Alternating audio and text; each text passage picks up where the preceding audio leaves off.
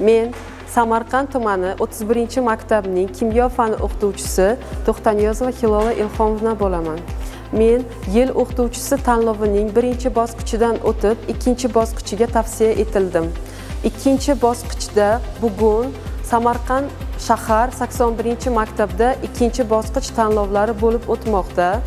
Ertalabdan maktabga keldik.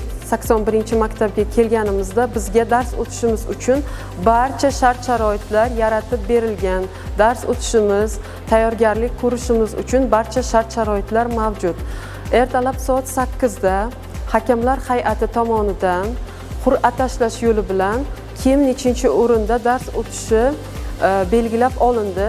Men ikkinchi bo'lib dars o'tadigan bo'ldim. Barcha nizom asosida barcha tayyorgarliklarni ko'rib, dars o'tish uchun kelganman. Yil o'qituvchisi tanlovida birinchi o'rinni olib, g'olib bo'lish niyatim bor.